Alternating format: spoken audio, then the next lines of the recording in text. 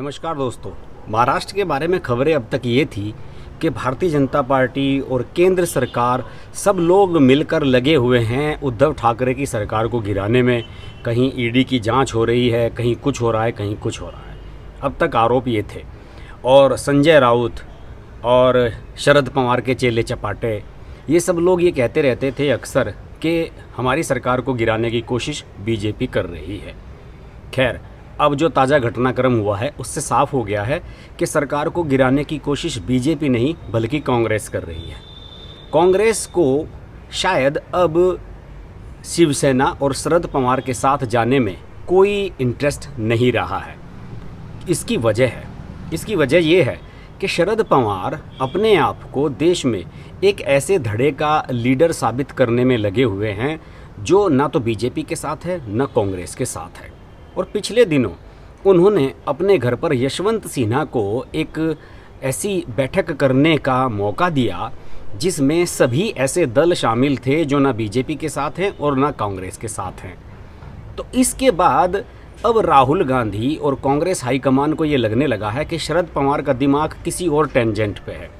शायद शरद पवार ये चाह रहे हैं कि देश में एक ऐसा मूवमेंट बनाया जाए, वो भी ममता बनर्जी के साथ मिलकर, कि जिसमें कांग्रेस को भी साइडलाइन कर दिए जाए और कांग्रेस के बिना ही बीजेपी को मात देने का अभियान चलाया जाए। और इसकी जो सबसे पुख्ता इन्फॉर्मेशन है वो ये है कि बहुत जल्द ममता बनर्जी आने वाली हैं दिल्ली में और कई दिन तक दिल्ली में डेरा डाले रखेंगी। और ये सुनने में आ रहा है कि उनकी मुलाकात होने जा रही है यहाँ शरद पवार के साथ भी और बाकी और दूसरे विरोधी दलों के नेताओं के साथ भी। ये एक बहुत बड़ा मूवमेंट है जो इस समय दिल्ली में होने जा रहा है। महाराष्ट्र की बात करता हूँ। महाराष्ट्र के जो प्रदेश अध्यक्ष हैं नाना पटोले, उन्होंने एक तरह से शरद पवार के खिलाफ मोर्चा खोल दिया है। उन्होंने कहा है कि शरद पवार रिमोट कंट्रोल से सरकार चला रहे हैं और उद्धव ठाकरे वही करते हैं जो शरद पवार उनसे करवाते हैं। ये एक बड़ा बयान है। आप जिस सरकार के साथ आप गठबंधन में हैं उसके एक धड़े को दूसरे धड़े को रिमोट कंट्रोल से चलाने की बात कहना बहुत ही आपत्तिजनक बयान है। कांग्रेस, शिवसेना और एनसीपी तीनों संयुक्त रूप से सरकार चला रहे हैं वहाँ पर, और कांग्रेस के कुछ लोग मंत्री भी हैं। और अभी ये जो नाना पटोले हैं ये तो स्पीकर हुआ करते थे विधानसभा के, लेकिन उसके बावजूद भी इन्होंने मिनट भर में वहाँ से इस्तीफ़ा दे दिया था। और इस्तीफ़ा मिनट भर में उन्होंने क्यों दे दिया था ये आज तक किसी को नहीं पता। इस बात को लेकर उद्धव ठाकरे और शरद पवार भी भौंचक रह गए थे कि यार कांग्रेस हमारा एलाइज है, कम से कम उन्हें हमें ये तो बताना चाहिए था कि नाना पटोले स्पीकर पद से इस्तीफ़ा क्यों दे रहे हैं, उनकी नाराज़गी क्या है। और उन्होंने धड़ाक से इस्तीफ़ा दे दिया और अब वो बयानबाजी कर रहे हैं शरद पवार के साथ के खिलाफ, और शरद पवार को लेकर उन्होंने एक तरह से मोर्चा खोला हुआ है। दूसरी तरफ शरद पवार और एनसीपी के नेता और बीजेपी के नेता, इन सब के बीच में एक अजीब सी टसल भी चल रही है। वो टसल सी क्या चल रही है? जो ईडी की जांच चल रही हैं, पुराने मामले जो खुल रहे हैं, इन सब को लेकर भी महाराष्ट्र सरकार में बेचैनी का माहौल बन रहा है। देखिए, जो ताज़ा मामला ये हुआ है कि एकनाथ खड़से, जो कि पहले राजस्व मंत्री रह चुके हैं और अब इन समय एनसीपी के नेता हैं, उनके खिलाफ एक जांच चल रही है ईडी की। और उस जांच में ये है कि उन्होंने एक ज़मीन खरीदी थी पुणे में, और उस ज़मीन का जो मामला है उसे MIDC लैंड डील कहते हैं, उसमें लेकर ईडी ने उनसे पूछताछ की है। और ये जो मामला है ये मामला पुराना है। जिस समय देवेंद्र फडणवीस की सरकार थी उस समय भी ये मामला सामने आया था, और इस मामले में उस समय बीजेपी की सरकार ने, फडणवीस की सरकार ने 2016 में एक न्यायिक जांच शुरू करवाई थी। और उस न्यायिक जांच का जो नतीजा था वो मार्च 2017 में ही सामने आ गया था, लेकिन उस समय देवेंद्र फडणवीस चुप रहे थे और इस मामले में आगे कुछ नहीं हुआ था। अब दबाव ये बन रहा है, जब ईडी भी इस मामले पर प्रेशर बना रहा है, एकनाथ खड़से से पूछताछ हो रही है, तो दबाव ये बन रहा है कि महाराष्ट्र सरकार उस न्यायिक जांच को विधानसभा के पटल पर रखे, और विधानसभा के पटल पर रखने के बाद ये भी बताए कि इस मामले में हमने क्या जांच कराई और उस जांच का नतीजा क्या रहा, और उस जांच के बाद महाराष्ट्र सरकार ने एक्शन क्या लिया। लेकिन जांच तो चूंकि देवेंद्र फडणवीस शुरू करा गए थे और अब एकनाथ जो खड़से हैं वो अब एनसीपी का हिस्सा हो चुके हैं, जबकि उस समय ये राजस्व मंत्री हुआ करते थे। तो अब सारी स्थिति ये बन रही है कि महाराष्ट्र सरकार को ये समझ में नहीं आ रहा है कि वो एनसीपी को डील करें, कांग्रेस को डील करें, किसे डील करें। और उद्धव ठाकरे इस पूरे मामले में मैं देख रहा हूँ कि बहुत ही एकदम शांतिपूर्ण अपना रवैया बनाए हुए हैं। वो कोई बयानबाजी नहीं करते हैं, केवल अपने घर पर रहते हैं या फिर ऑफिस में रहते हैं। अभी हाल ही में घटनाक्रम हुआ कि एकनाथ खड़से ने अजीत पवार से कहा, जो उनके डिप्टी सीएम हैं, कि भाई मेरे पीछे पड़ गई है ईडी और मुझे बचाओ और इस मामले में मुझे क्लीन चिट दिलवाओ, क्योंकि इस मामले में जो उनकी पत्नी है मंदाकिनी और उनके जो दामाद हैं एकनाथ खड़से के गिरीश चौधरी, उनको भी रडार पर लिया गया है और कहा गया है कि उन्होंने वो ज़मीन जो MICD की थी उसे इलीगल, MIDC की उसे इलीगल तरीके से ख़रीदा था और वो कायदे से MIDC की ज़मीन थी, आप उसकी सौदेबाजी नहीं कर सकते हैं। खैर, मैं इस मामले की डिटेल में नहीं जाना चाहता हूँ, लेकिन कुल मिलाकर स्थिति ये है कि एकनाथ खड़से को अब लग रहा है कि मेरे पीछे एक मुसीबत शुरू हो गई है। एकनाथ खड़से को पहले तो देवेंद्र फडणवीस ने बचाए रखा, लेकिन अब चूंकि ईडी इसमें कूद पड़ा है तो एकनाथ खड़से को लग रहा है कि ईडी तो उन्हें नाप देगा और ईडी की जांच से सब लोग डर रहे हैं। अनिल देशमुख भी डरते हैं, सारे लोग डर रहे हैं और एनसीपी के ज़्यादातर नेता ईडी और सीबीआई के रडार पर आ चुके हैं। अजीत पवार के खिलाफ भी जांच खुली हुई है।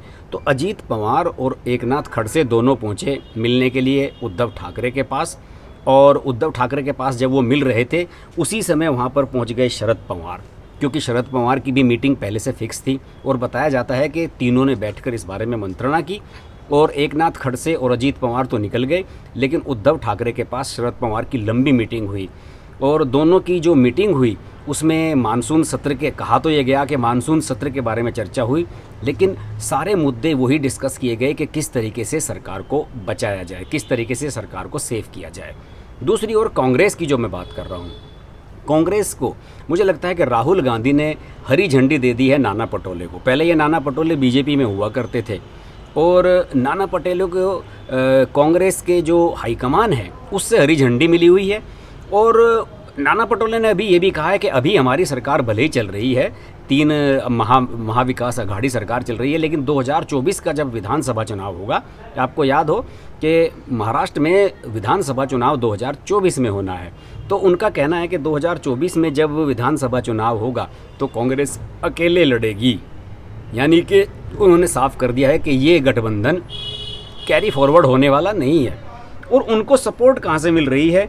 मुंबई प्रदेश कांग्रेस कमेटी के जो अध्यक्ष हैं और राजस्व मंत्री भी हैं इस समय उद्धव ठाकरे की सरकार में, बाला साहब थोराट, उन्होंने कहा है कि एकनाथ खड़से ने कुछ भी गलत नहीं कहा है। और शिवसेना भी अपने कार्यकर्ताओं से ये कह रही है कि हम अगला चुनाव अकेले लड़ेंगे। जब सभी लोग कह रहे हैं तो इसमें नाना पटोले ने अगर ये कह दिया कि हम अगला चुनाव अकेले लड़ेंगे, तो इसको आप महाराष्ट्र सरकार के लिए थ्रेट के रूप में क्यों देख रहे हो? अगर थ्रेट के रूप में नहीं देख रहे हैं तो फिर इस चीज़ को लेकर शरद पवार और उद्धव ठाकरे इन सब के बीच में बैठकें क्यों चल रही हैं? ये एक बहुत बड़ा सवाल है। दूसरी ओर एनसीपी के नेता हैं नवाब मलिक, अक्सर बयान देते रहते हैं। उन्होंने कहा है कि पटोले का जो ये बयान है बहुत महत्वपूर्ण नहीं है, कि शरद पवार रिमोट से चला रहे हैं सरकार को और इसे ज़्यादा वैल्यू नहीं दी जानी चाहिए। और जो एलाइज़ हैं इस समय, शिवसेना, कांग्रेस, एनसीपी, किसी ने भी इसको तवज्जो नहीं दी है थोराट के बयान, पटोले के बयान को। लेकिन नवाब मलिक गलत कह रहे हैं, वो भूल गए हैं कि शरद पवार ने अपने रिएक्शन में ये कहा है कि कोई भी छोटा मोटा आदमी कुछ भी कहता रहे, उस पर मैं ध्यान नहीं देता। उन्होंने नाना पटोले को छोटा आदमी बता दिया कि वो एक छोटा आदमी है और उसकी बातचीत भी छोटी है, उसका स्तर भी छोटा है। फिलहाल महाराष्ट्र का जो सिनेरियो बनकर नज़र आ रहा है, मुझे तो ऐसा लग रहा है कि महाराष्ट्र में शरद पवार की जो एक्टिविटीज़ हैं केंद्र को लेकर, महाराष्ट्र की राजनीति के बारे में राहुल गांधी का इतना इंटरेस्ट नहीं है। केंद्र में जो राहुल गांधी अपनी राजनीति का एक फोकस रखते हैं, उसके हिसाब से शरद पवार उसमें कहीं फिट नहीं बैठते। शरद पवार ने अपने घर पर मीटिंग बुलाई और कांग्रेस को उसमें अवॉइड किया।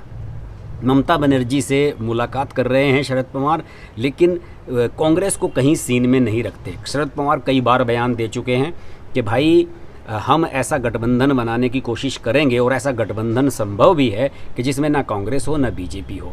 तो फिर आप समझ सकते हैं कि राहुल गांधी ने अगर नाना पटोले को या अपने जो वहाँ के नेता हैं बाला साहब थोराट, अगर उन्हें कह दिया है कि आप हमला बोलो सरकार पे, कोई बात नहीं, बेफिक्र होकर बोलो, तो इसमें गलत क्या है? मुझे लगता है कि सरकार को किसी से खतरा नहीं है। एनसीपी तो खुद डरी हुई है, उसके ऊपर इतनी सारी जांच लद गई हैं, उनकी मजबूरी है कि वो किसी भी तरह सरकार को चलाएं। लेकिन कांग्रेस चाहती है कि शरद पवार के ज़मीन के नीचे से कारपेट खींच दिया जाए, तो पूरी एनसीपी औंधे मुंह नीचे आ जाएगी और जो ख्वाब शरद पवार राष्ट्रपति बनने के और प्रधानमंत्री बनने के देख रहे हैं वो भी चूर चूर हो जाएंगे। महाराष्ट्र की राजनीति पर मैं पहले भी वीडियो बनाता रहा हूँ, आगे भी बनाता रहूँगा। आपको ये वीडियो अच्छा लगे तो शेयर करें, कमेंट करें, और अगर मेरे वीडियोस को आप देखते हैं और चैनल को सब्सक्राइब नहीं किया है तो प्लीज़ चैनल को सब्सक्राइब जरूर कर लें। नोटिफिकेशन के लिए बेल आइकन प्रेस कर लें, वरना आप लाइव नहीं जुड़ पाएंगे। देखते रहिए हर्ष की बात लाइव। नमस्कार। नमस्कार दोस्तों, मैं हूँ रवीना टंडन और आप देख रहे हैं हर्ष की बात। हर्ष जी एक बहुत ही सीनियर और बहुत ही समझदार जर्नलिस्ट हैं एंड मेरे मित्र भी हैं। तो बहुत खुशी है मुझे आपको बताने के लिए कि उनका ये जो YouTube चैनल है बहुत ही कामयाब है और उसके लिए मैं उनको बहुत मुबारकबाद देना चाहती हूँ। एंड एक चीज़ ज़रूर कहूँगी उनके लिए कि वो बहुत एक अच्छे इंसान भी हैं। इंसान होना बहुत ज़रूरी है लाइफ में, क्योंकि वो अपने आप अपनी लिखावट में आ जाता है। तो बहुत ही कम ऐसे हमारे होनहार जर्नलिस्ट रह गए हैं हमारी इंडस्ट्री में जो सोचकर और समझदारी के साथ, रिस्पॉन्सिबिलिटी और जिम्मेदारी के साथ आर्टिकल्स लिखते हैं। सो कॉन्ग्रेचुलेशंस हर्ष जी, एंड आप लोग ज़रूर देखिए, लाइक कीजिए हर्ष की बात।